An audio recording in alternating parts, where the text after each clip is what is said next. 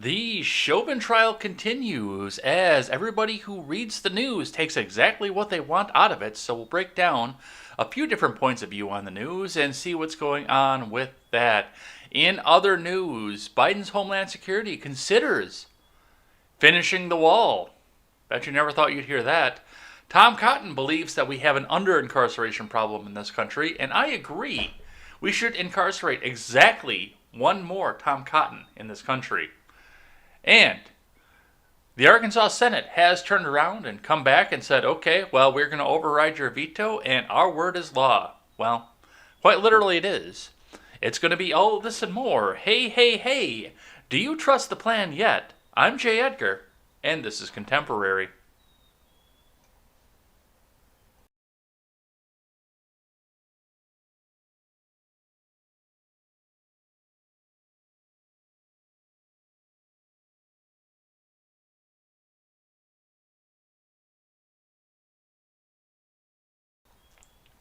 Well, good morning, everybody. Welcome to Contemporary. My name is Jay Edgar, and we've got a bunch of stuff to get to, as usual, because they are cramming it in every single day here. I've even got some fun stuff at the end of the show here for you guys because of a discussion that was talked about over on the R-Rated Conservative last night, and I decided to look into things and see where it was going to go. So we'll talk about all that and more over on Contemporary.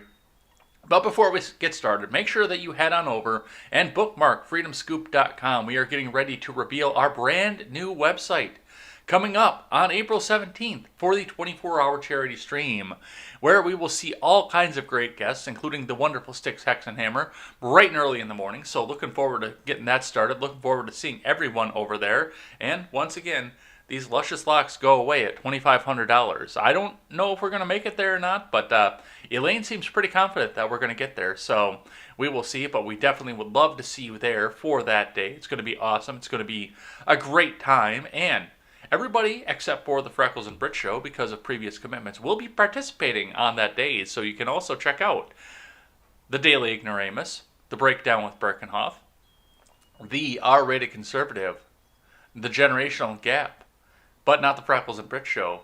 But head on over there, bookmark the page. We've got a bunch of great new stuff coming up, including we will be able to support great creators directly. We will have the payment option in there, so we can bypass the Subscribe Star, we can bypass the PayPal, we can bypass the Patreon if anybody still uses that, and just go right through freedomscoop.com. It's going to be great, and you can come over and help us support great creators and get the news out. Let's look at the finance for the morning. Starting on the Dow Jones, which looks like it went up throughout the day for a little bit. It stayed below the previous close, but everything reset. But the previous close was all the way up here. It stayed down below the previous close, and then it just kept dropping throughout the day here. So looks like they erased 100 points right off the bat. So we'll talk about what's going on there. Your Bitcoin is starting to drop just a little bit here. Bitcoin is down to 56,440 US dollars and 50 US cents. So it appears that maybe the slide is coming back. There are a couple things that are going off of that. There were some articles up there for that, but they're not up on top anymore. But it looks like, yeah, there are a couple things moving in the world talking about Bitcoin and what could possibly be coming from that. Gas for Madison, Wisconsin. Let's have that load up for just a second. Looks like we are hanging tight at 253 in Madison in various places. And then a couple more stations have jumped up and reported 259 or 258. So the gas prices are creeping up just a little bit, but they're starting to hold steady. So we'll see what's happening there. I gotta go check something here because it looks like I'm not going to one of my chat channels, and I want to know which one it is. Let me kill the display cap for just a sec, so I can do some back end stuff. Giggity.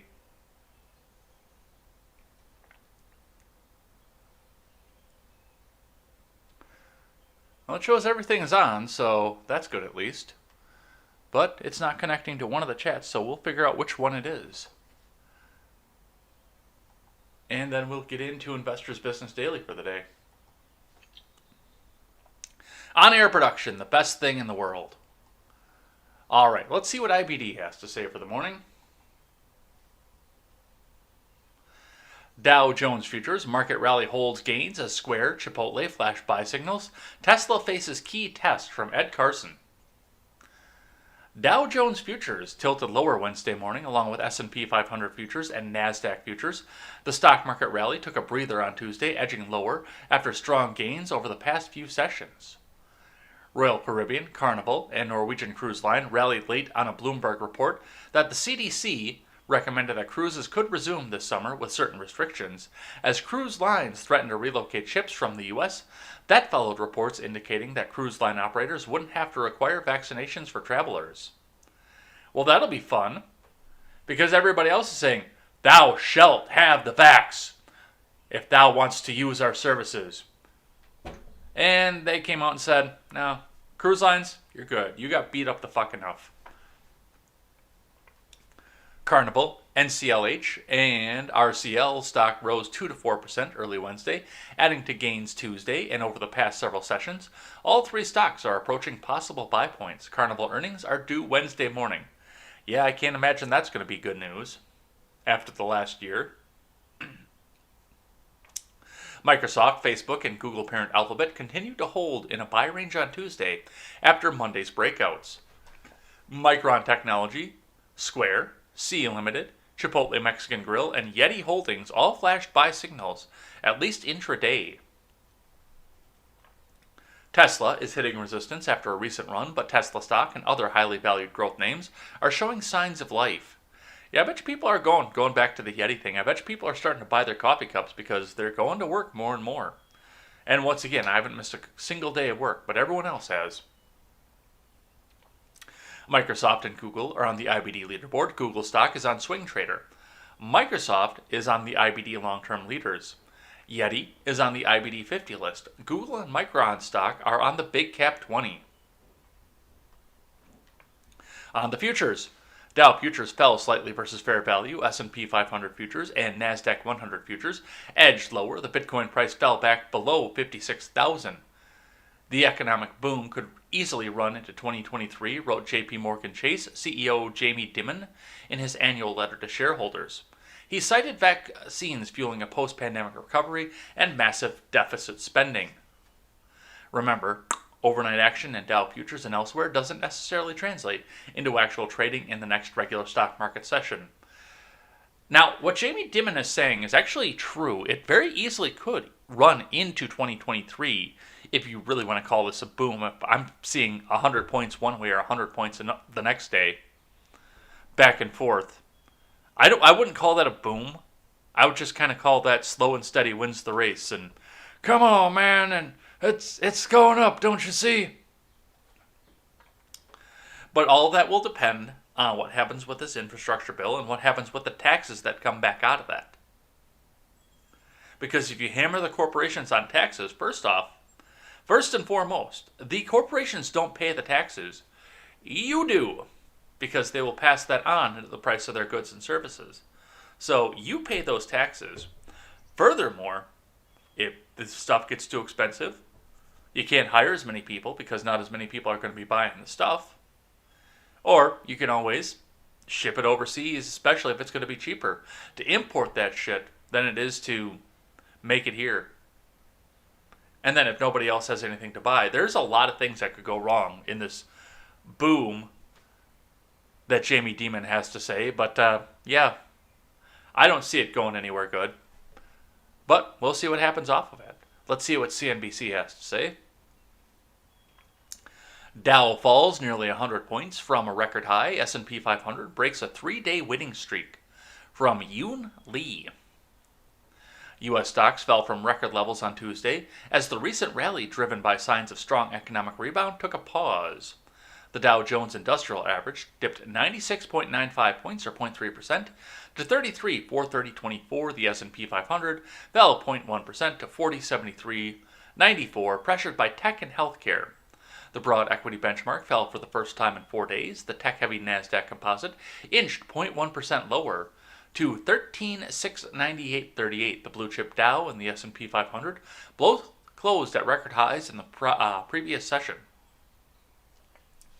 Shares of airline and cruise lines continued their recent gains. Delta Airlines rose 2.8%, while Carnival and Royal Caribbean both gained more than 1%.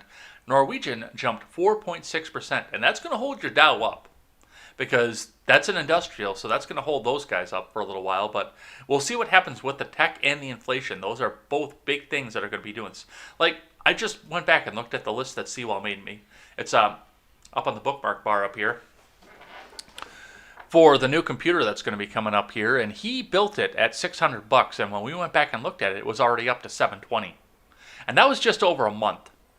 So the chip makers are looking at the inflation; they're already adjusting their prices for it. Plus, people are building this shit left and right, making everything else more expensive, and that's what we have to do. Plus the supply chain issues and everything else that went along with this. So yeah, we'll see what happens with that. The market came under pressure. Even after more strong news on the job front, the Labor Department said Tuesday the U.S. job openings rose 268,000 to a two-year high of 7.4 million on the last day of February, according to its monthly job openings and labor turnover survey, or JOLTS report. Economists polled by Dow Jones were expecting a total of 7 million. Stocks rallied to record highs on Monday after Friday's blowout jobs report, and a surge in the gauge of service industry activity showed the economic rebound gained momentum amid accelerated vaccine rollout. Markets today are also still digesting a trifecta of strong start-of-the-month reports. Chris Hussey, a managing director at Goldman Sachs, said in a note, but even in the back of all this good news, with the S&P 500 already up 8.5% year-to-date, today is a time for markets to consolidate as they await the next batch of news. First quarter of 21 earnings season, which that's going to be interesting coming up as well. I know that where I work, we did very well on first quarter, but that's not the same kind of industry as a lot of these others are going to see. So I think that's going to be a mixed bag. I think there's going to be a lot of them that are up, and there are going to be a lot of them that are down. Based on what we saw from politically, economically, and where the infrastructure they think is going to go. The earnings are going to be a mixed bag, but that's what we see coming up off the markets. Let's start in and talk about Chauvin. Actually, let's not talk about Chauvin yet, because we got to cover some breaking news that was happening yesterday. Thank you to Ron Helton for linking this up in the chat yesterday, so I knew to look for it, because they're going to make this one disappear too. But we'll start with the breaking news from yesterday that was going on while we were on air. 2 victims critically wounded. Frederick, Maryland shooter shot dead on Fort Detrick base. This is by 7 News. A male shooter is dead after a chaotic Tuesday morning in Frederick, Maryland, leaving one of 2 victims in critical condition. After entering a business located on Progress Drive, 38-year-old Thun Girma Woldensenblatt shot 2 men with a rifle at Riverside Tech Park. 1 victim was released from the hospital on Tuesday afternoon. Initial reports stated that the Frederick SWAT team was deployed, and a trooper was dispatched to pick up a person with a gunshot wound. The U.S. Navy released a statement confirming 7 On Your Side's Brad Bell report of the shooter being active duty. The Navy Public Affairs released the following statement.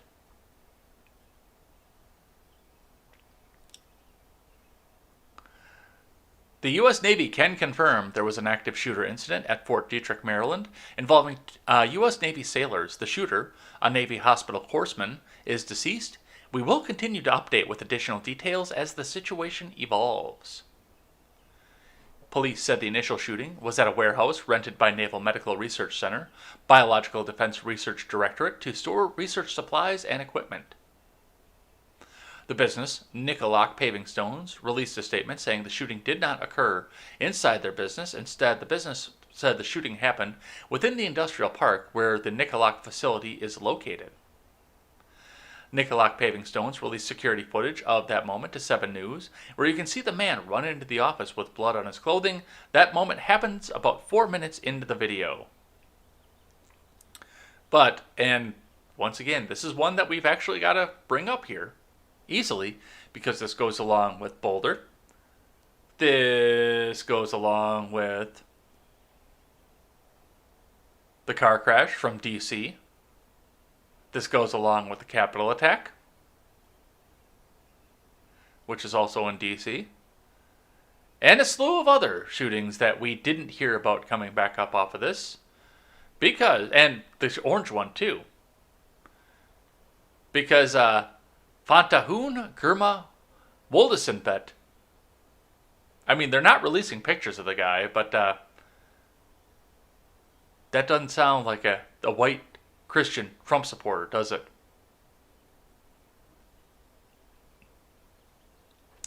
I have seen pictures of the dude, but not verifiable enough for me to put up on this program.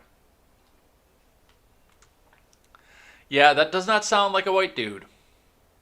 So we got to bury this one up here. I've got another one from the AP going on the same vein. Navy medic shoots 2 U.S. sailors, is stopped, killed on base, from Matthew Barakat. A Navy medic shot and wounded 2 U.S. sailors at a military facility Tuesday, then fled to a nearby Army base where security forces shot and killed him, police and Navy officials said. Authorities said they had yet to determine what drove 38-year-old Fantahun Gurma Woldesenbet to open fire at the facility, located in an office park in Frederick, Maryland. We're still trying to sort through stacks of paper to figure out exactly what the motive would be, said Frederick Police Lieutenant Andrew Alcorn. Woldesenbet shot the sailors with a rifle inside the facility at the Riverside Tech Park on Tuesday morning, causing people inside to flee, said Frederick Police Chief Jason Lando.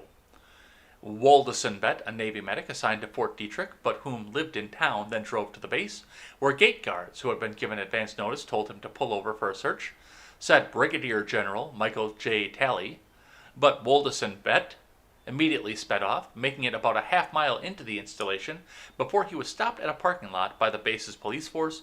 When he pulled out a weapon, the police shot him and killed him, Talley said. The 2 sailors, who Talley said were assigned to Fort Detrick, were airlifted to a hospital. Police said one victim was in critical but stable condition, and the other is in serious condition, but expected to be released on Wednesday. Talley said investigators will determine as much as they can, including why the suspect went back to the base. I don't know his mental status at the time, and we're certainly going to find all that out, he said. The Brigadier General said the facility where the shooting took place was not under his command. He declined to identify the facility more specifically or describe the work that was done there. So, a lot of news going on there. Looks like a lot of this is going to get buried. They might trot this one back out because of the gun, because of the rifle. And it doesn't say what kind of rifle he used, but if it was scary with black composite components, you can better bet we're going to be hearing about this one again. But it looks like right now this one's going to be kind of buried. We're not going to see a whole hell of a lot come back out of it, but definitely something important to see. All right. Let's go back in, and now let's talk about Chauvin. Starting with KARE 11 News out of Minneapolis. Derek Chauvin trial. Prosecutors continue to build case around Chauvin's use of force. From Alexandra Simon. The second week of testimony in the trial of former Minneapolis police officer Derek Chauvin continues on Wednesday, with the prosecutors expected to call more expert witnesses. Former officer Chauvin is charged with second-degree murder, second-degree manslaughter, and third-degree murder in George Floyd's death. 2 of which aren't going to go anywhere, but we've had that conversation numerous times at this point. The prosecution continues to build the case around Chauvin's use of force. More police officers are expected to take the stand on Wednesday, and a testimony could shift this week to focus on medical aspects of the case. Tuesday, the jury heard from Lieutenant Johnny Mersil, who was in charge of use of force training at the time of Floyd's arrest. Mersil said using a knee on a person's neck is not a trained MPD neck restraint, but it isn't authorized when using force.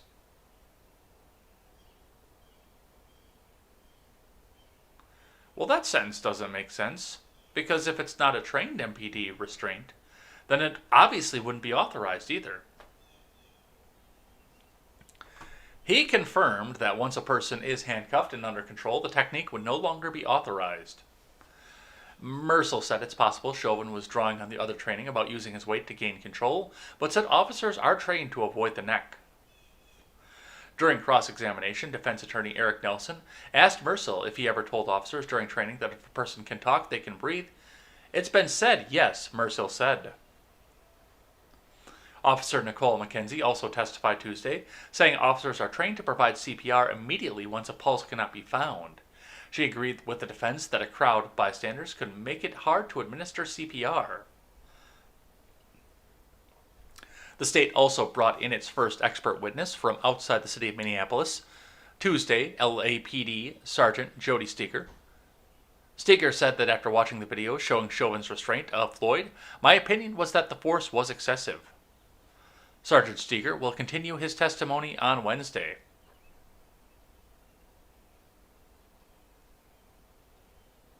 During a period set aside for pretrial motions Tuesday morning, Judge Peter Cahill heard from Maurice Hall, who wants to invoke his Fifth Amendment right not to testify because it would cause him to self-incriminate, which is an interesting story. I wasn't able to get into today's stack, by the way, because it looks like Maurice Hall believes that if he testifies, he will incriminate himself for third-degree murder, the killing of George Floyd, in commission of another felony, drug dealing. Which is interesting because that will go back on to see what the toxicology report says and what the ME examiner's report comes out and says. So it kind of sounds to me like this is all going to fall apart off this part, which, once again, points to the fact, not of the fact that Chauvin is innocent in this, it's the fact that they overcharged. That they tried to put him up on the cross and make an example out of him by putting him up for second-degree murder, which no jury is ever going to be able to convict if they go by complete objectivity, which I think the prosecution is trying to break down off of this. There are a lot of use of force charges in this case, but none of them are being tried right now. That's the magic of it. You're trying one crime that requires intent, one crime that requires the commission of a separate felony, and one crime that actually may stick up, the second-degree manslaughter. But that will all depend on what the cause of death is, and what is officially entered into the court as cause of death.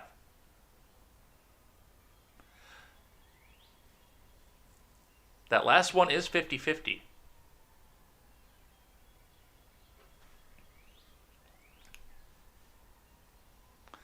On Tuesday afternoon, Reverend Al Sharpton and civil rights attorney Ben Crump joined members of George Floyd's family and supporters for a prayer for justice outside the Hennepin County Government Center. Sharpton said he prayed for strength both for Floyd's family and for other people around the country. "Dear God, we come standing in front of a building where a jury is listening to evidence," Sharpton began. "But you know, Lord, you hold the world in the palm of your hand, and we believe if we stand for what's right, you will give us justice. It's not justice you're after, Sharpton. It's not justice that Sharpton's after. It's retribution. It is state-sanctioned retribution. That's what Sharpton's after."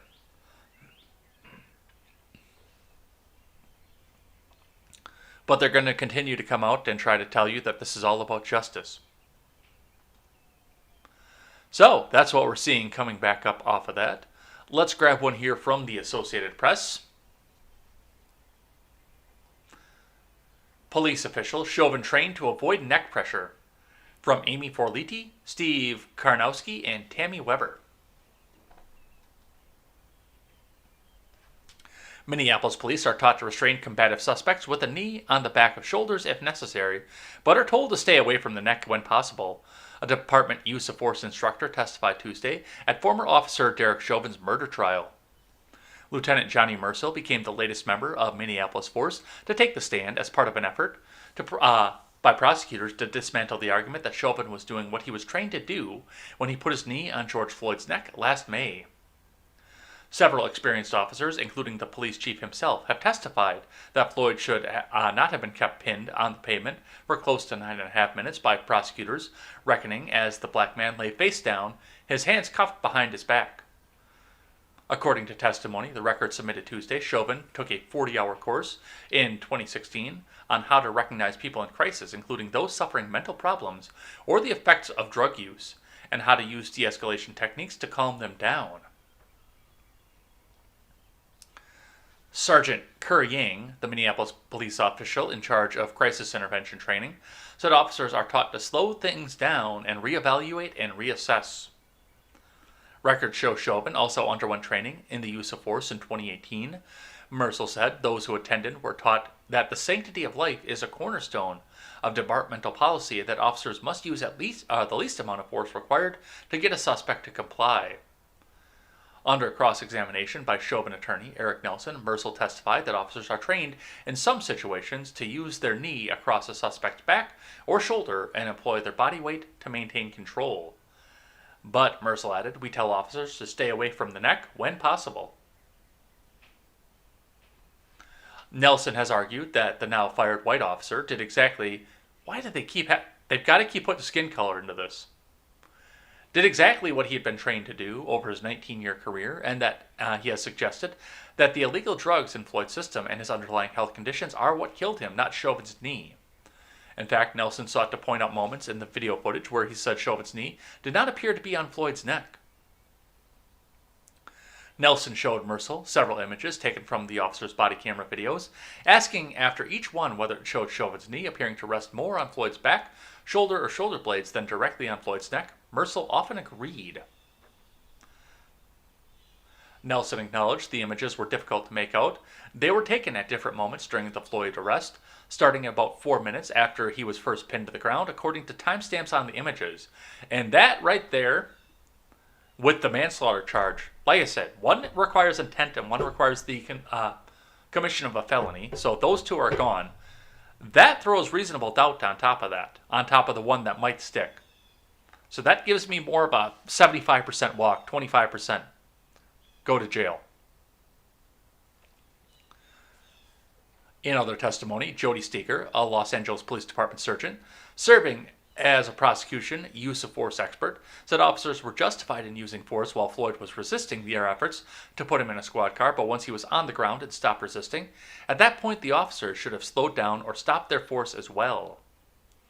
Steger said that after reviewing the video of the arrest, my opinion was that the force was excessive, which is another situation of shoulda, woulda, coulda.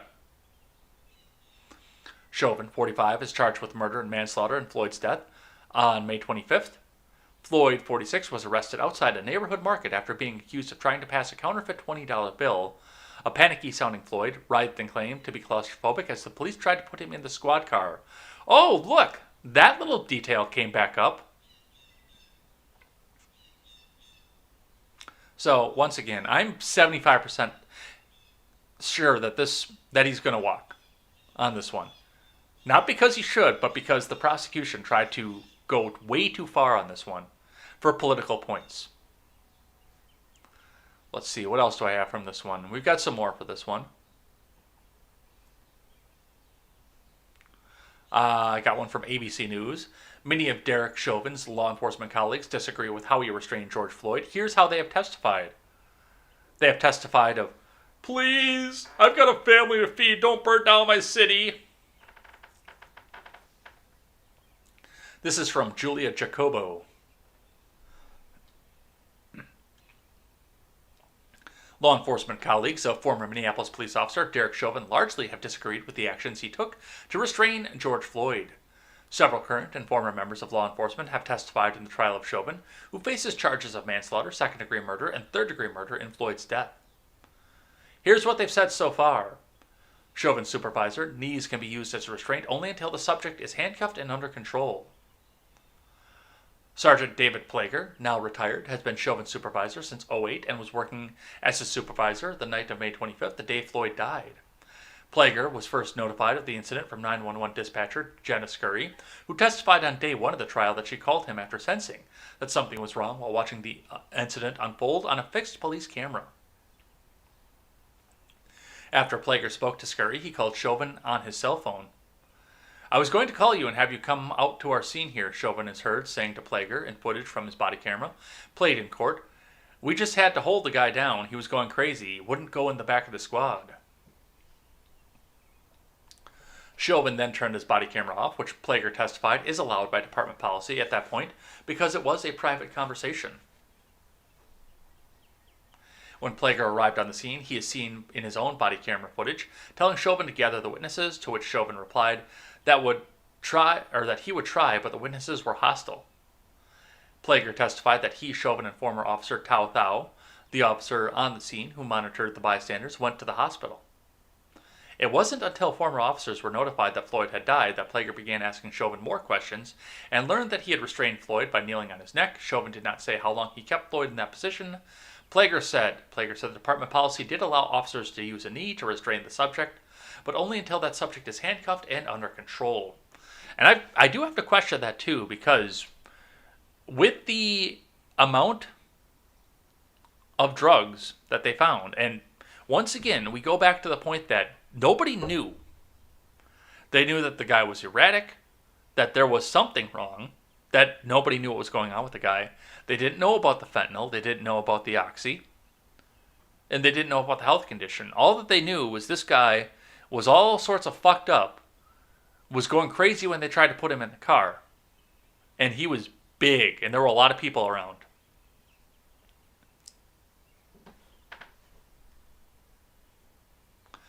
Department Homicide Unit Chief, subjects need to get off their chest as soon as possible. Lieutenant Richard Zimmerman, head of the Homicide Department for the Minneapolis Police Department, testified that he has the most seniority of any officer in the department. When Minnesota Assistant Attorney General Matthew Frank asked Zimmerman whether he had been trained to kneel on the neck of someone who was handcuffed, Zimmerman responded, "No, if your knee is on a person's neck, that can kill them." Zimmerman added, "Once the person is cuffed, the threat level goes down all the way. They're cuffed. How can they really hurt you?" Frank also asked Zimmerman what Minneapolis police officers are trained to do when they have someone in the prone position when they're lying on their stomachs. Once you handcuff someone, you need to get them out of the prone position as soon as possible because it restricts their breathing, Zimmerman answered. You need them off their chest. Zimmerman was among a group of 14 Minneapolis police officers who signed an open letter to the community in June condemning Chauvin's actions. Once again, the desperate, "Please don't burn down my city, please. Please don't do it. Don't do it." Police Chief Madaria Arredondo, Chauvin's actions certainly not part of our ethics and values.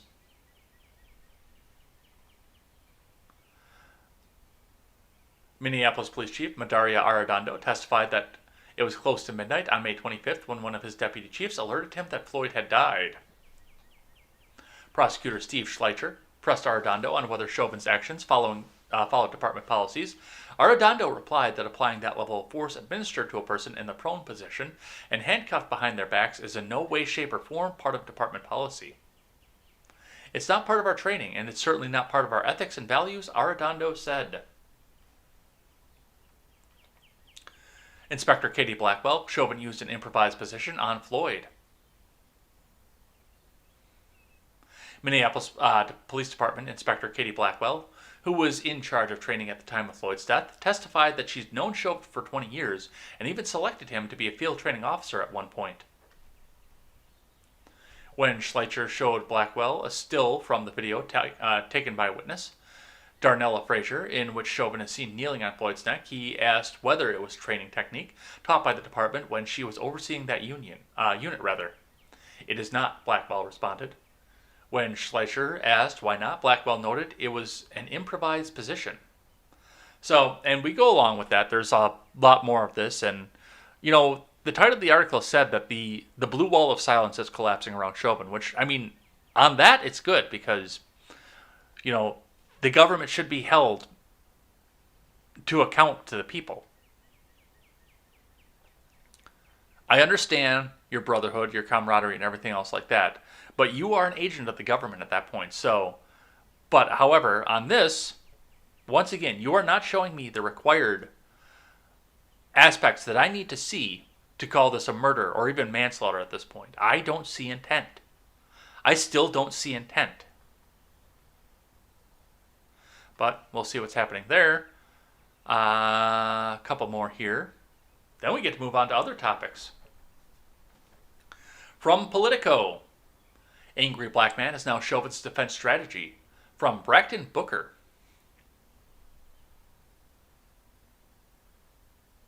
The nation is on trial, and black Americans are bearing the brunt of the trauma. Those are the key takeaways from the courtroom where former Minneapolis police officer Derek Chauvin stands accused of murdering George Floyd. The jurors this week are being asked to consider whether police tactics, the white officer's knee on the black man's neck, were excessive. The Minneapolis police chief, who is black, testified that the technique Chauvin used violated department protocols. Several witnesses delivered emotional testimony in which they described feeling helpless because they could not intervene to prevent Floyd's death. There are so many reasons black and brown folks watching the gavel-to-gavel proceedings on cable news are feeling triggered.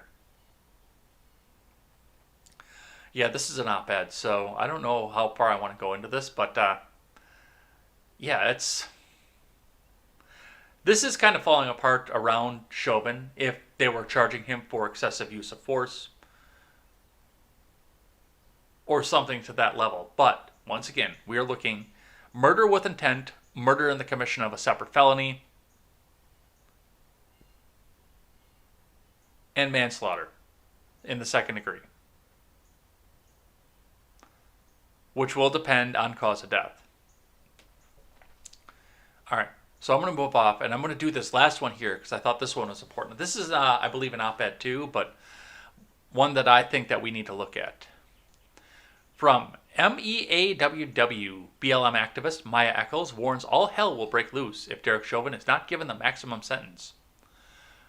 From Ale Canada Bandio, I am butchering that last name. I'm sorry, Alakananda.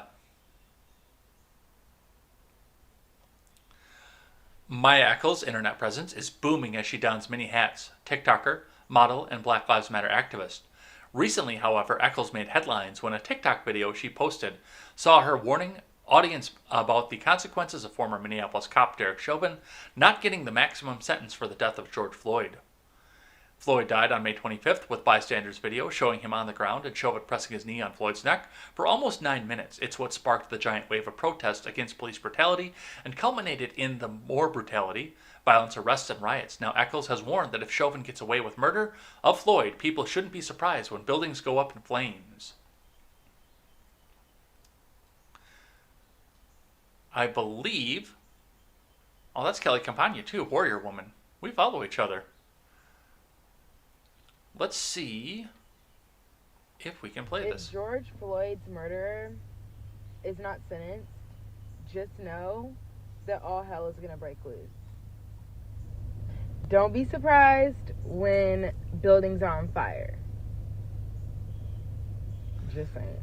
If George Floyd's murderer is not sentenced, just know that all hell is going to break loose. Don't be surprised when buildings are on fire. Just saying. If George Floyd... Just saying. If George Floyd's murderer is not sentenced, just know that all hell is going to break loose, Eccles said in the since-deleted TikTok video, which has been already saved and circulated by other social media users before she could take it down. Don't be surprised when buildings are on fire, just saying, Eccles added, signed by IMG Worldwide Model, and with nearly 500,000 followers on TikTok later. This isn't the first time Eccles has posted about the movement, or how she likes to rile up conservative shoppers at the local grocery store.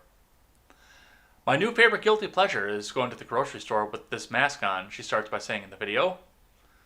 As she can be seen taking off the Black Lives Matter mask, I live in a predominantly white area, and the looks I get from these conservatives are crazy. Like, y'all would be shocked. Like, the death glares I get, it's not funny to me, though. I'm sorry, it's so funny to me, though, Eccles added. Like, I get so much pleasure out of seeing someone upset because I'm saying my life matters. Eccles continues. Well, I do understand the shock value of wearing a mask that people around you would disagree with because I've got a Gadsden flag mask that I wear if I do need to wear a mask to go into some place. And I definitely get looks from that one, too. Especially because I love the irony. The mask mandate that Governor Evers just got shoved back up his ass was the government treading on me. So why not wear a mask that says, "Don't tread on me"? I love the irony. But with this, I mean, these people are outright coming out and saying, you do what we say, or wouldn't it be a shame if something happened to your neighborhood, to the place where you live, where your children live? This is jury intimidation. I don't know how much of a media blackout these jurors are in for this month, but this is jury intimidation. I would say mistrial right there, especially if anybody was able to bring this forward. That is mistrial. And furthermore, that's a call to action. That's not protected free speech either. That is legitimately a direct call to action. So, that's what we're seeing coming back up out of that. We're going to save that one because we'll watch that video on Monday. All right, we got to move in off the Chauvin stuff. Let's talk about some other news coming up here. Starting with the blaze, as border crisis grows, Biden Homeland Security considers restarting wall construction. From Phil Shiver. In what appears to be a major departure from President Biden's initial immigration plans, the Department of Homeland Security is reportedly considering restarting some border wall construction amid the escalating immigration crisis. Ooh, that's not going to go over well. The news comes as an unprecedented surge of migrants flood into the country from Mexico in anticipation of lenient treatment under the Biden administration. The rapid influx of northbound immigrants has overwhelmed immigration enforcement and resulted in tens of thousands of illegal immigrants being released directly into the country, while thousands more migrant children are being held for longer periods of time than are legally permitted in grim, cage-like facilities. But don't worry, they're not kids in cages. Given the worsening situation, Biden's Homeland Security Secretary Alejandro Mayorkas is now opening up to starting up construction again on sections of former President Trump's border wall, something Biden vehemently opposed while on the campaign trail. On his first day in office, Biden ordered all wall construction to be halted. Anybody want some popcorn? Because this is getting good. So, yes, all the border wall construction might be coming back because Mayorkas is looking at this and the Biden team is looking at this and saying this is a PR fucking nightmare, which it is. This is an absolute PR nightmare. And now they're going to come back up and start to act because they can't hide this for very much longer. And the media is only going to run cover for so long. So there you go. We're gonna build a wall, and Biden's gonna pay for it. Okay. Hey, come on, man. Just do something, okay? Make this go away. Don't make me do stuff. All right, let's keep going. Watch Biden's press secretary Psaki gaslight a reporter by falsely claiming that Biden didn't call for moving the MLB All-Star Game. Sorry, I did my Biden impression. Now I'm starting to stutter over my words like Biden.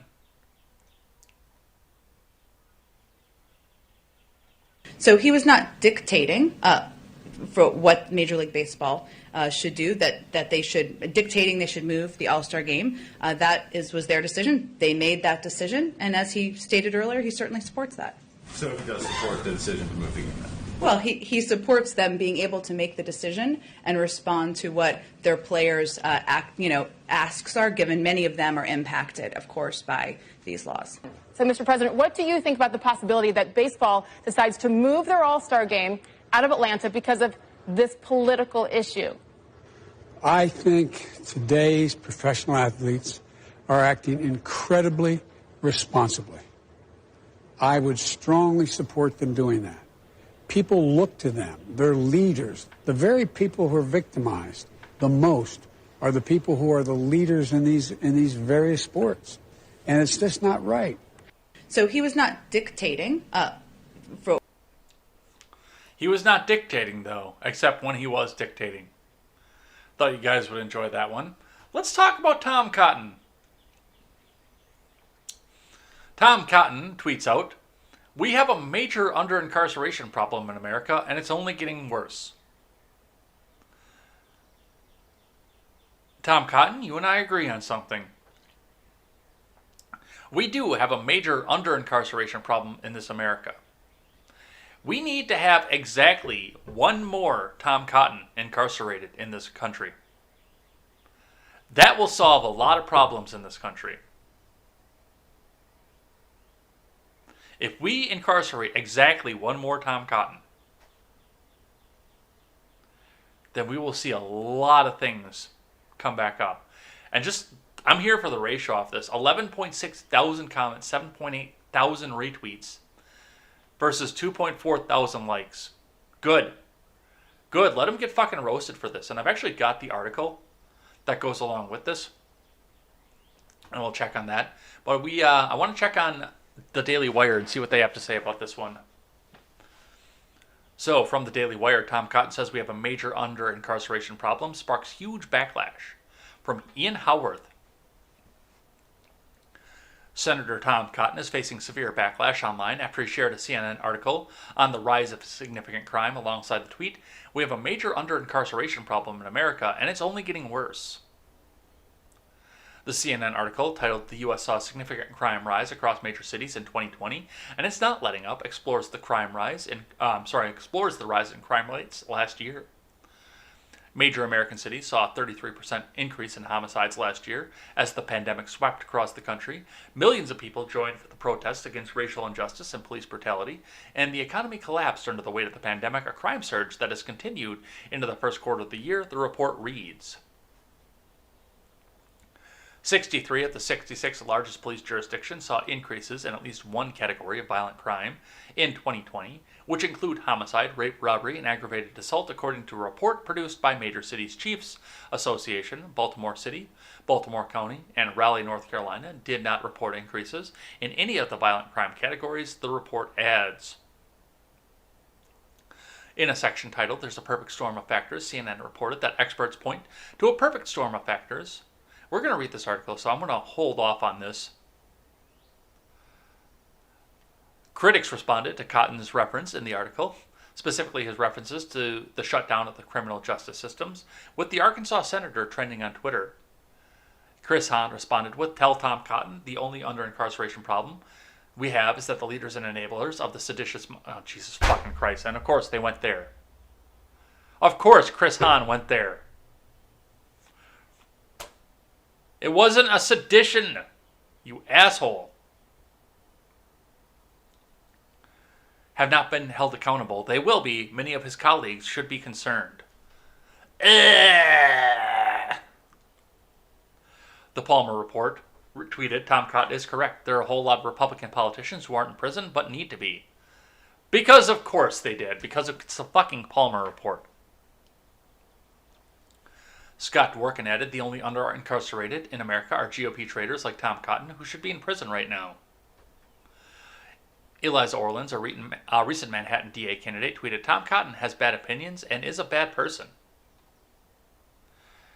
Eric Fernandez tweeted, "I mean, we all know that Tom Cotton is a bloodthirsty fascist, but to say that we have an under-incarceration problem is absolutely deranged even by his usual sociopathic standards."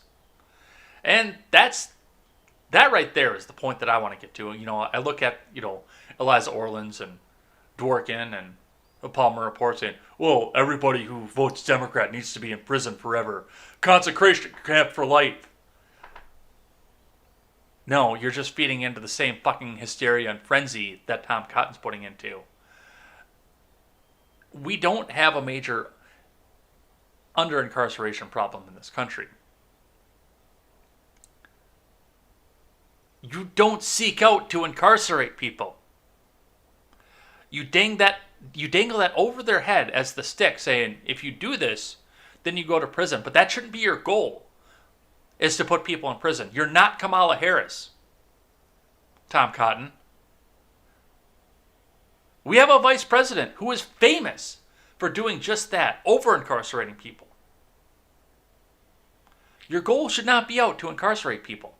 That should never have been, it never should be. You shouldn't be setting out to put more people in prison. But if they break the law, then yes, put them in there. But your goal should be to enforce the law, not specifically to incarcerate people. No. Anyway, there's that bullshit. Let's just look briefly at this article that he cited, though, because they were talking a bit about it in the Daily Wire article. The U.S. saw significant crime rise across major cities in 2020, and that's not letting up.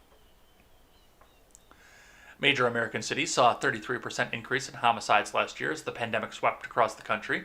Millions of people joined protests against racial injustice and police brutality, and the economy collapsed. Under the weight of the pandemic, a crime surge that has continued into the first quarter of this year. 63 of the 66 largest police jurisdictions saw increases in at least one category of violent crimes in 2020, which includes homicide, rape, robbery, and aggravated assault. According to a report produced by Major Cities Chiefs Association, Baltimore City, Baltimore County, Raleigh did not report increases of any violent crime categories. It's nearly impossible to attribute any year-to-year change in violent crime statistics to any single factor, and homicides and shootings are an intensely local phenomenon that can spike for dozens of reasons, but the increase in homicide rates across the country is both historic and far-reaching, as were the pandemic and social movements that touched every part of society last year. The people in our communities are not desensitized to violence, said Ray Kelly, the lead community liaison for the consent decree monitoring team, and the director of the Citizens Policing Project and lifelong resident of West Baltimore. Every incident of violence potentially destroys families, and we cannot confuse people's perseverance and willingness to survive as tolerance or complacency. So there are a lot of factors with this. And I recognize this. First and foremost, of course, we have too many laws. You see crime rates spike because there are too many laws, including laws for victimless crimes. Because a person who goes up the river for smoking a joint goes in, meets all these wonderful new friends in prison who teach him about picking locks, burgling, stealing. And not only that, then he gets back out. His employer sees on the application, have you ever been incarcerated or convicted of a felony? Oh, sorry, we can't hire you. What's a guy got to do to eat? You take a small potato victimless crime, and now you've turned the guy into a hardened criminal for life. And hopefully some of these people can recover back out of this, but for the most part, the way that our system is set up, you look at that and say, oh, okay, never mind. So with that, you see that going on there, and you also see under-policing of these neighborhoods because police are rightfully afraid to go into some of these neighborhoods because if something happens, the residents of the neighborhood are going to taunt the police to try and be the next viral sensation, the next George Floyd that sets off more protests and, I hate to say it, but more free shit. There are a lot of problems in here, but it's not under-incarceration by any stretch of the imagination. That is the last thing that's a problem in all this, is under-incarceration. And Tom Cotton, you can go and fuck yourself.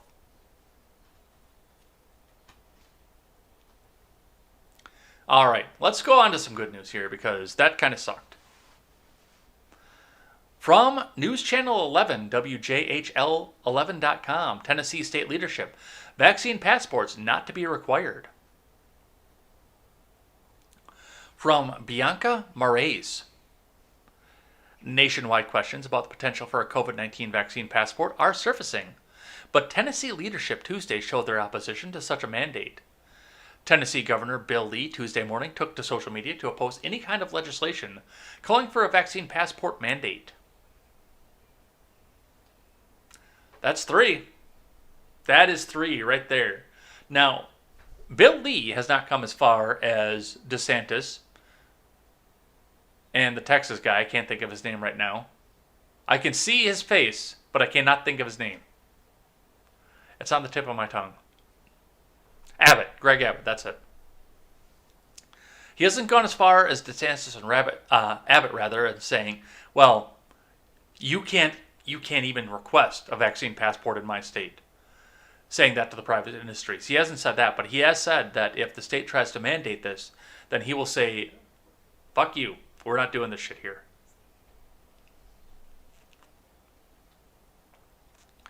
Tennessee State Representative Jeremy Faison is the State House Republican caucus chairman. He told News Channel 11 that one way or another, the General Assembly would not allow such a mandate to pass. Even though we're far enough in the legislation that we can't file another bill, there are still several bills out there that we can work this in way.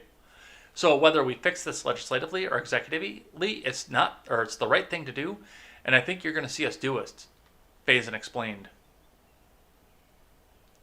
Faison said that he heard from citizens weeks prior that they were concerned about any mandates forcing the COVID-19 vaccine on citizens or requiring proof of the vaccine to travel freely. I'm so glad I see a lot of states pushing back on this. Now, of course, Tony the Cuck is the little bitch of the teachers union. He's probably going to try to push something executively because there's no way he's going to be able to get the State House on board.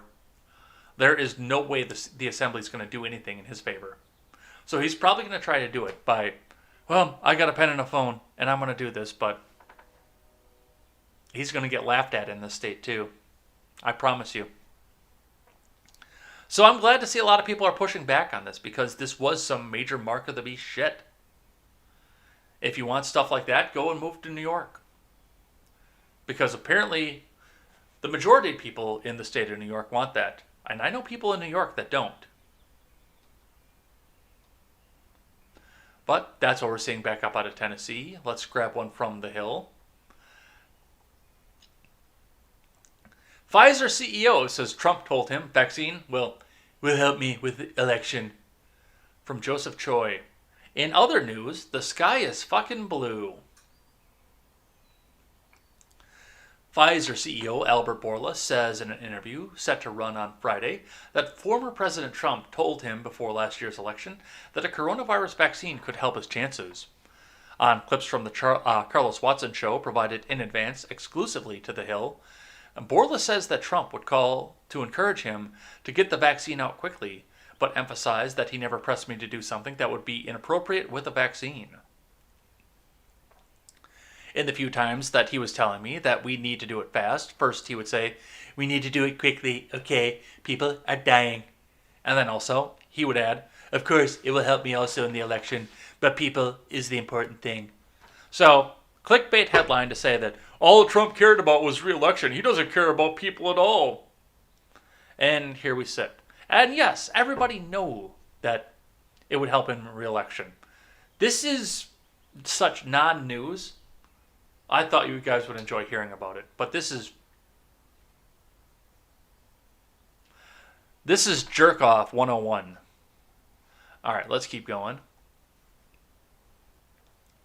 Andrew Solander tweets out, new ex-Trump official Lynn Patton fined $1,000 and barred from federal employment for 48 months for violating the Hatch Act by using her HUD role to create a video for the 2020 RNC.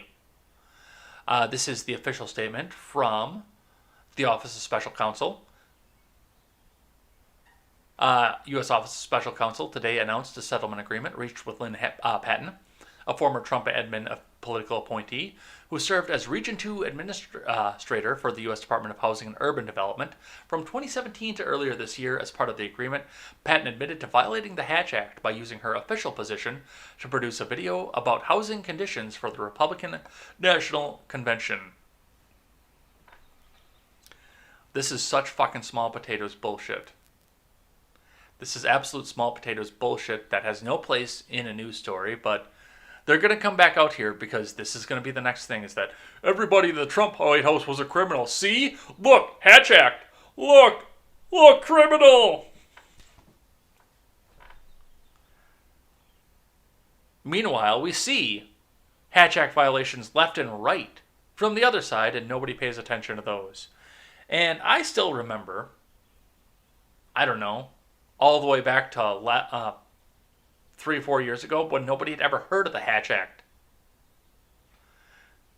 Because it was such a minor thing. People pay a fine, they told they're not allowed to work in the government for 4 years, and they go on with their fucking lives. But The Hill had to weigh in on this one. Ex-Trump official penalized for violating the Hatch Act. From John Bowden. No, I don't want to sign up for The Hill's 12:30 report. The Office of Special Counsel on Tuesday announced a settlement with former Housing and Urban Development official Lynn Patton, a political appointee and ally of former President Trump's, for a Hatch Act violation over a video she produced for last year's Republican National Convention. As part of the settlement, Patton admitted she had violated the Hatch Act with a video in which the then HUD Region 2 administrator interviewed residents of the New York City Housing Authority about their living conditions while apparently not letting the participants know that the video would be used for political purposes. During her approximately 1-month stay, Patton met residents and later leveraged one of these relationships to recruit participants to film a video that would air at the RNC.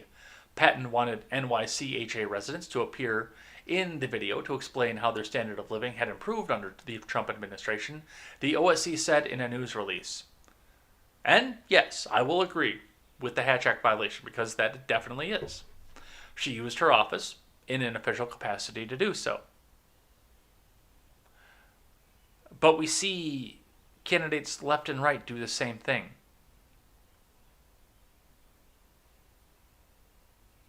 So, this is a gigantic nothing burger. It was wrong, don't get me wrong. But it's a gigantic nothing burger. I'm Trump now. Hamburgers, okay. And Lynn Patton, enjoy your free 4 years away from the government. Enjoy, have fun. All right, I got one archived from the Wall Street Journal. Kyrsten Sinema defends filibuster as pressure mounts from progressives. Senator Kyrsten Sinema has emerged as the staunchest Democratic defender of the filibuster, brushing off fire from the outspoken progressive wing of her party as she tries to stake out a bipartisan reputation in a battleground state. The Arizona lawmaker is one of just 2 Democratic senators who have publicly said they would block the party from eliminating the 60-vote requirement to advance most legislation, even as pressure builds from party activists eager to advance their agenda. House Democrats have passed bills on voting rights, immigration, and gun control, but all are expected to be blocked by the 50-50 Senate unless the rules are changed. Ms. Sinema said that is a problem with the senators, not the rules.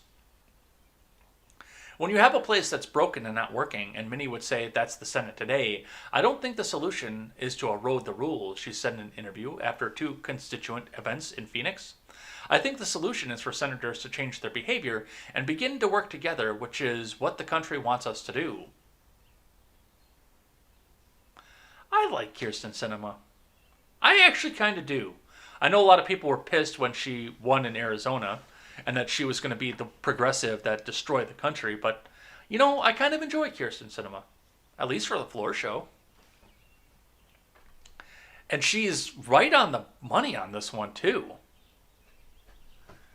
While the other senator, who has stated his opposition to ending the filibuster, Joe Manchin of West Virginia, has signaled a willingness to change the process, Ms. Sinema hasn't.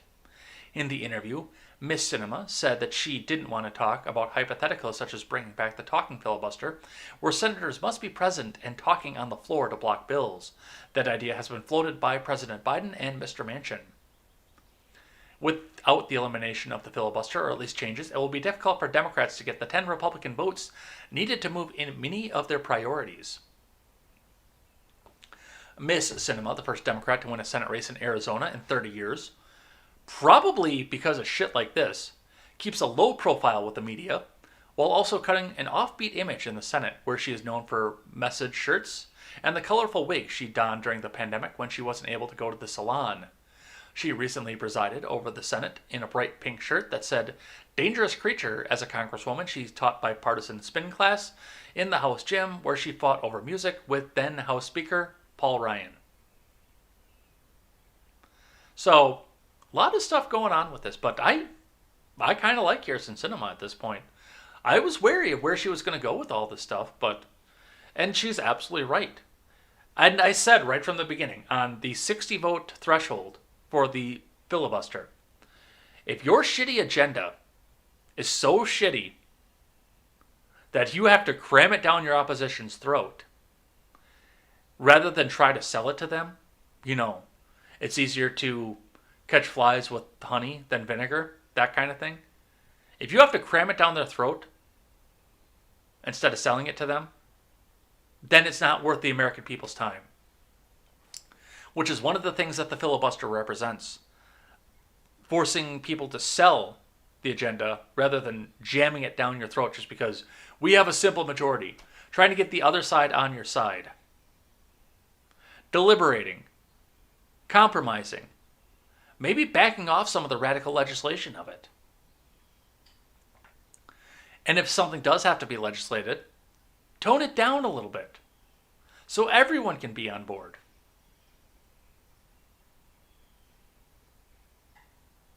I would rather have almost 2/3 of the country, or the representation at least, agree on something than just come down and say, well, we win because we have California and New York City.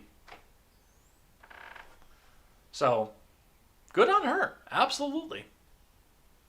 Absolutely good on her. All right, let's see. I got just a few more here, then we'll do something I'm thankful for and head on out of here. Quiet chat today, you guys. Everybody feeling okay? Arizona Governor Doug Ducey signs bill to preempt federal gun laws. More good stuff out of Arizona. Arizona Governor Doug Ducey has signed legislation that aims to prohibit police and sheriffs from enforcing federal gun laws that violate the Second Amendment. Backers say the bill, signed on Tuesday, would ensure that the rights of gun owners are protected from what they say is the potential for overreach by President Biden's administration. Critics say it will undermine the rule of law and discourage law enforcement officers from enforcing federal gun laws to protect the public. That's kind of the point. They also say it's an unconstitutional measure that will cause taxpayers to defend in court. Gun control advocates from every town for gun safety delivered petitions earlier Tuesday urging Ducey to reject the legislation. Well, no. Go and fuck yourself. So these people, of course, join in Missouri, and I believe Indiana has a form of this as well, but not the full point of, okay, federal government, you can pass whatever executive order and radical gun legislation you want. We're just not going to enforce it. Which is good. I like that. I like that very much. Get more federalism, get more power out of the federal government. That is one thing that we have been seeing massively come out of the Trump administration and now the Biden administration, is that when the states don't like what Administration A or Administration B is going to do, they decide to take shit into their own hands, which is what this grand experiment was supposed to be. If the best thing, if this happens under Biden, which started under Trump, where states start to break themselves away from the federal government's rules, and the federal government starts to get stripped back down to interstate commerce and representation of the country to the rest of the world, I'm going to be a happy guy. Because if we get back to the point where you have to see your lawmakers in the grocery store and they have to look you in the eye after they do something unconstitutional, then that's going to help hold a lot more people in check. I'm so glad to see this. I am so absolutely elated to see this. All right, let's keep going. I got another one from the Daily Wire. Liberal Supreme Court Justice warns on court packing will diminish confidence in the court and the rule of law, from Ryan Saavedra. Supreme Court Justice Stephen Breyer, a registered Democrat who was nominated to the court under former President Bill Clinton, said this week that the push from the political left to pack the courts will only diminish the public's confidence in the court and the rule of law and will hurt the court's ability to serve as a check against the other branches of government. And this goes right on to the idea that says that, okay, well, Biden's going to put 4 more people on there, so he has a majority, and the next Republican is going to put 10 more people on there, so he has the majority, and we'll keep doing this up until we have 100 Supreme Court justices.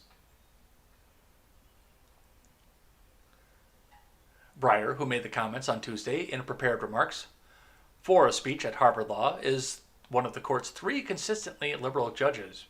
He said the court's power depends on a trust that the court is guided by legal principle, not politics, according to his remarks, which were obtained by the Washington Post. Structural alteration motivated by the perception of political influence can only feed that perception, further eroding that trust.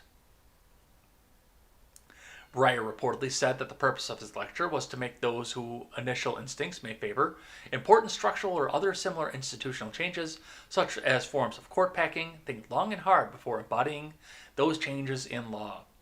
Now, a couple things to go with this, of course, is the fact that the Supreme Court is being absolutely bastardized to get the liberal wish list through, which it has been for years. Don't get me wrong, that's been happening forever. And I know that a lot of MAGA people, and where we go one, we go all people, we're all kinds of eager for the fact that Trump got 3 nominees because then they could force their agenda through by the bench. But it would be really nice for the Supreme Court to only take on cases of interstate commerce or cases of person A versus the state, or state versus state, for that matter. It would be nice if we went on to those instead of every little thing coming up and saying, I'm going to appeal this up to the Supreme Court because that's the only way to do this, and this is how I'm going to get my agenda done. You know, like Arkansas is doing currently, and we'll talk about that in just a second. So, with that, good on Breyer. Absolutely good on Breyer. But the Supreme Court has way too much power as well.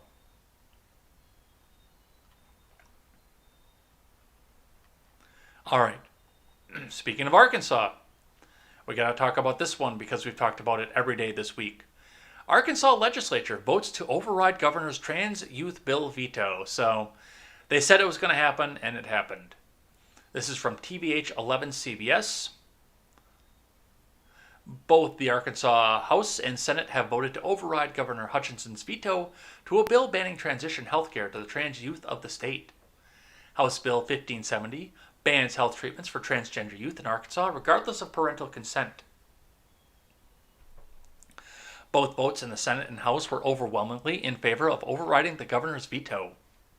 The bill is the first prohibition of its kind in the country, opponents say.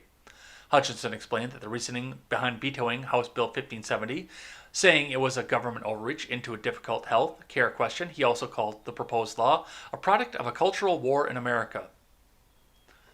If House Bill 1570 becomes law, then we're creating a new standard of legislative interference with physicians and parents as they deal with some of the most complex and sensitive matters involving young people, he said.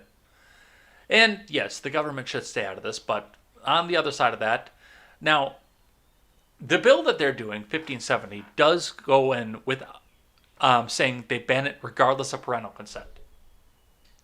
For minors. If you're an adult, do what it is that you want to do. It does ban it for minors, though, regardless of parental consent, which I think is a step too far, but you know there are some crazy parents out there, too, that would get on board with some of this stuff. For the most part, what we saw out of this and the fact that this actually had to become some sort of, at least a regulation, was the fact that the kids were going. They were going to the school counselor. The school counselor recommended hormone treatment therapy. The parents said no, and then the kid went to the doctor behind the parents' back, and the doctor was still able to perform the surgery, which I do think is wrong. If you're emancipated, it's one thing, but if the doctor goes behind the parents' back, that's, the kid is in charge of the parent. So the parent is responsible for those kinds of decisions. So absolutely that aspect. But if the parent is fucked up enough that they want to put their kid through this and they think their kid knows best, I think that is a little bit of government overreach. I still think it's wrong if the parent thinks they know best and they want to put the kid through this, but it's the parent's child.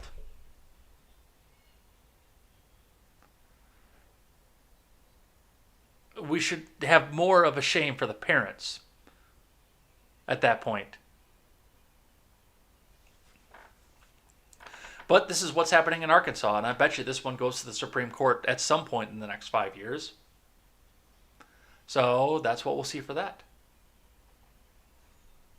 All right, I've got one more from the Daily Wire. Then we'll do a little bit of fun stuff and head on out of here.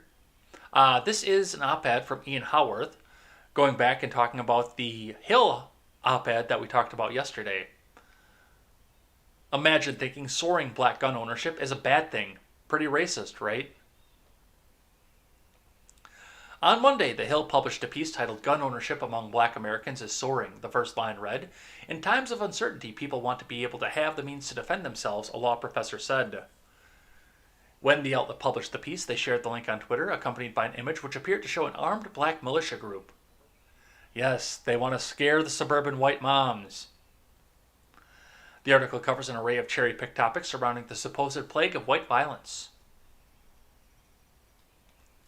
The story at a glance is that black gun owners are responsive to white-on-black violence, and that there's correlation between the killings of George Floyd, Breonna Taylor, Ahmaud Arbery, and Philando Castile and black gun owners, according to reports with black people buying guns at record high rate, partially due to fear and anxiety.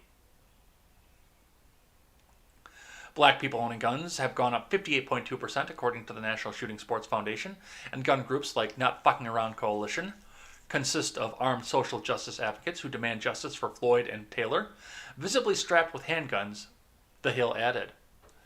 Later, the article discussed the National African American Gun Association, a black alternative to the NRA, which saw its membership increase rapidly to about 30,000 members in 2019.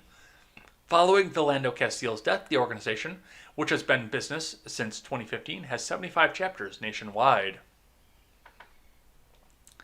Setting aside the article's clear hyper-focus on a tiny proportion of black gun owners, with 0.18% of black gun owners being members of the NAAGA, and just 0.02% being members of the Not Fucking Around Coalition, it's important not to miss a central point being subtly made by the Hill, that increased gun ownership among black Americans is bad.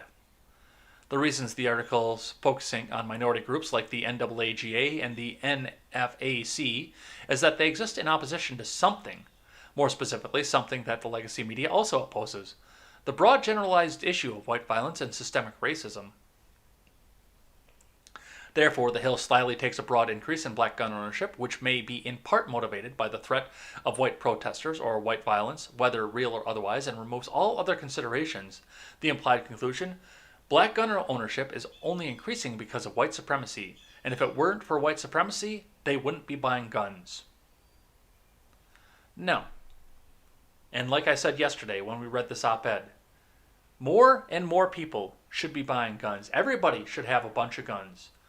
Everybody in America should have a bunch of guns. Currently, 1 in 10 people in the world is a gun owner. And my question, to quote Nicolas Cage once again, is how do we arm the other 9?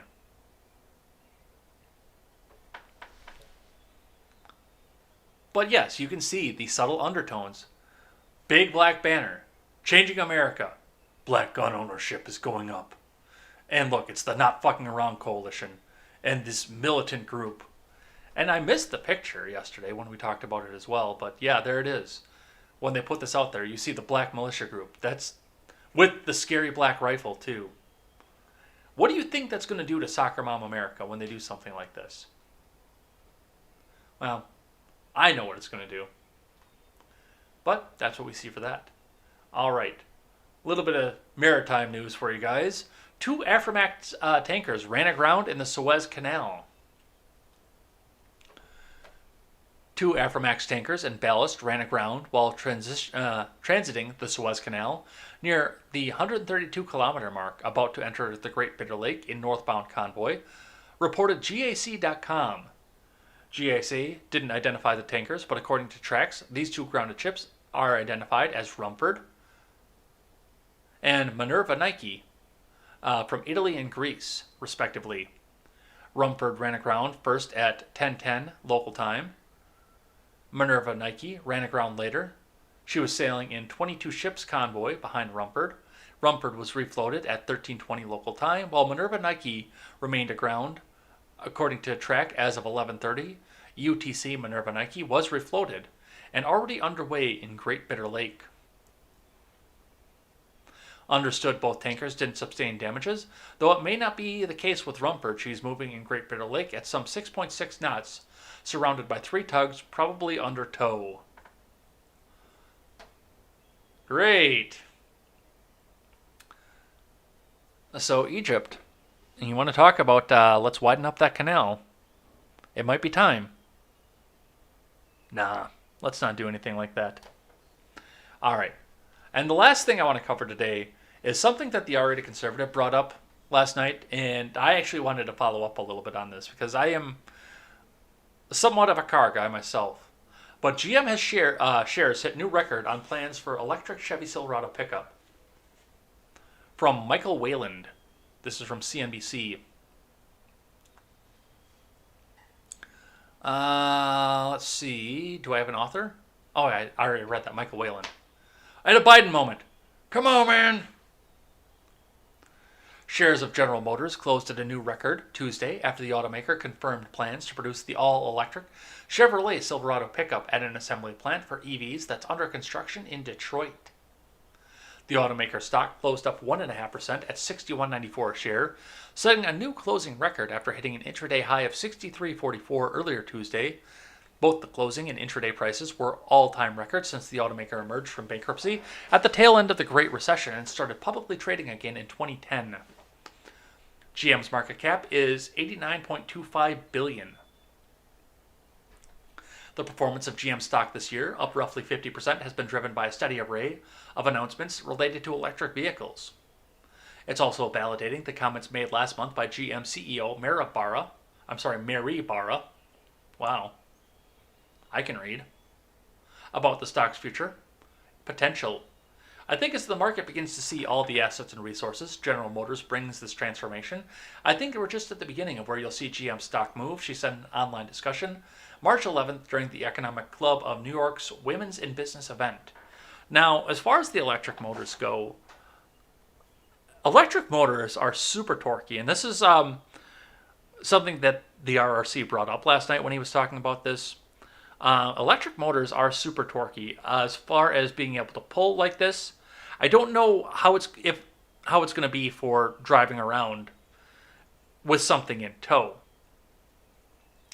I don't know what your range is going to be, how your range is going to drop if you're towing something big like that, or anything else like that. But as far as just having your regular power, like my truck has,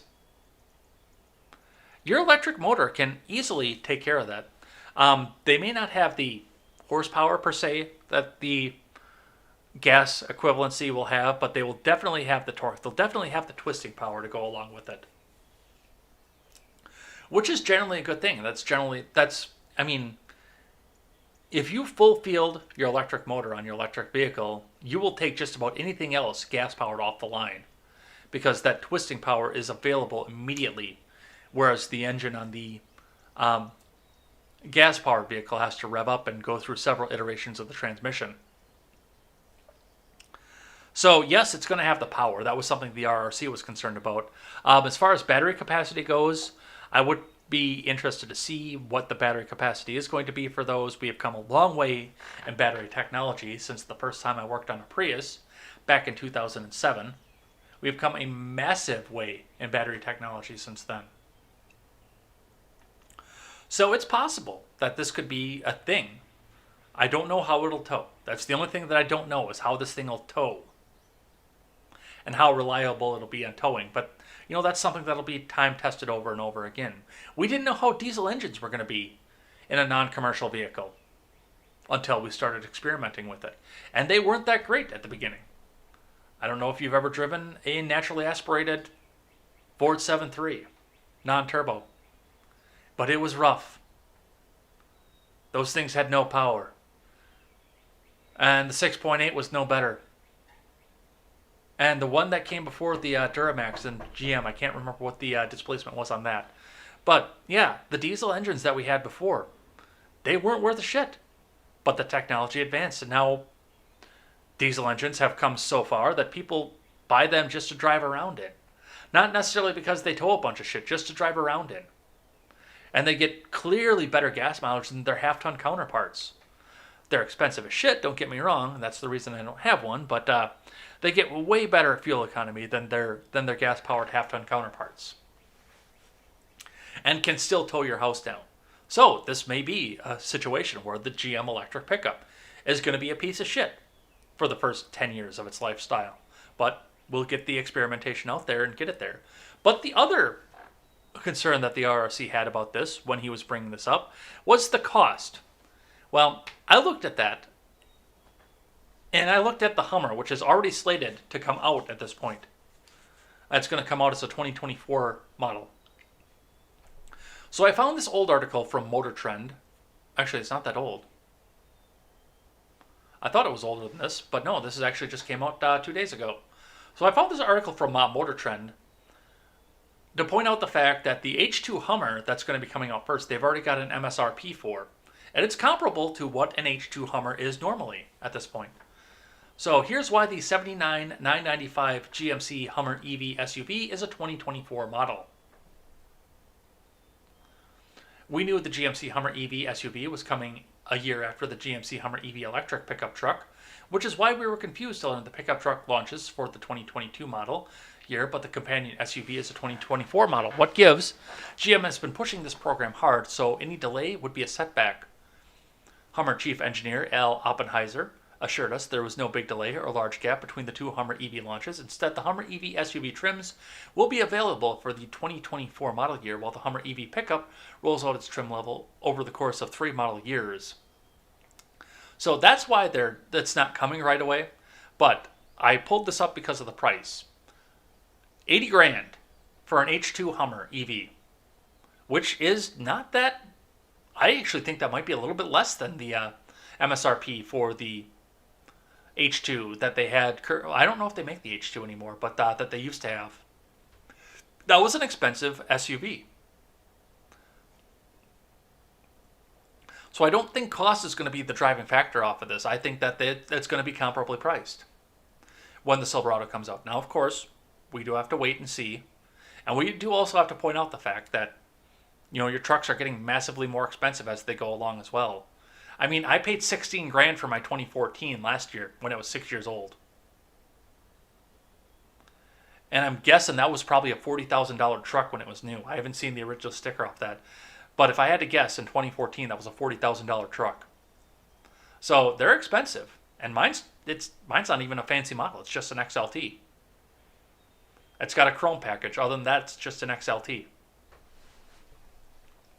So yeah, that was probably just a $40,000 pickup truck. So yeah, that's probably the EV. I don't think it's going to be comparable to the base models of Silverado, $45,000, $50,000, but definitely your Z71 off-roads and your high-end Silverado models, it's probably going to be comparable to those. So $60,000, $70,000, $80,000 for it. Brand new. But I'm interested to see where it goes, and I'm interested to see what Ford does to come back off of it. Because I know that they've been in talks on doing this too, but they don't have a model year out. But as far as the EVs go, yeah, they're coming. And we're going to have to learn what to do with them. So, that's going to be that. All right, and that's going to be it for the news today. And the last thing that we do on Wednesday is something that I'm thankful for. So, there's a lot to be thankful for, of course. And I mentioned last week. No, it wasn't last week because I haven't been really that thankful about it yet. Once again, this is going to be another one where it goes right along the lines of what restored my faith in humanity. And that is the fact that I look back and I was struggling over the weekend. This was really the first time that, well, not the first time ever, but the first time in a really, really long time that, I didn't have family to spend Easter with.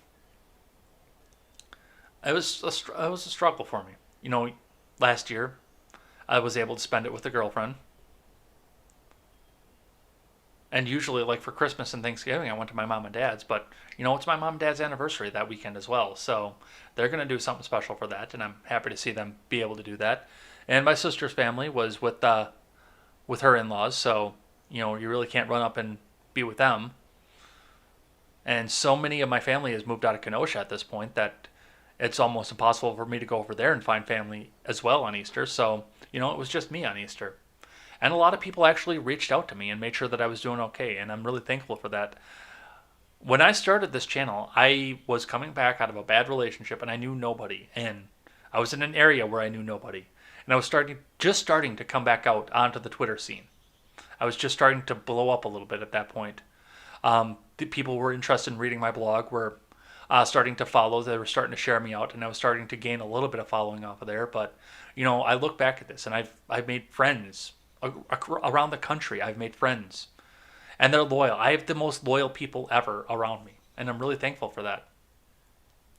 People that I would have never expected are coming out to help me. Check on me, make sure I'm doing okay. And that's really awesome. I'm so thankful for the community that this show has been able to garner. The people who chat in the live chat every day. You guys are becoming friends, and I love seeing that. That was my big goal. When I told Elaine that we wanted to start this, she asked me what my goals were for the channel, and I said, I want to build a community. I want to build a situation where people start to make friends.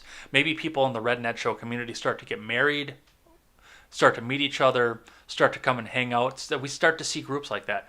I saw the success of Matt Christensen's channel, and I've had pretty much a falling out with Christensen at this point because he will go back and go on any show for any other Freedom Scoop show, but he won't come on mine.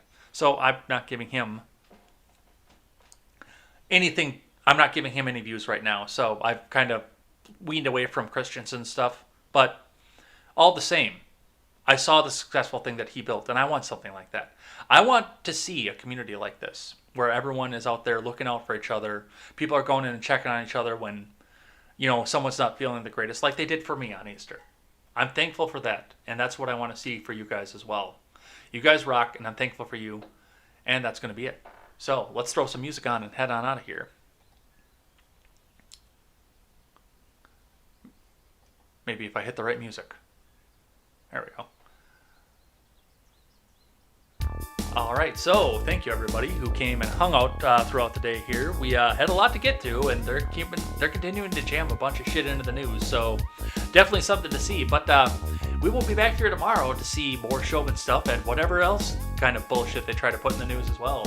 Looking forward to that, and come and hang out with us then. Until then, I'm Jay Edgar, and this is Contemporary.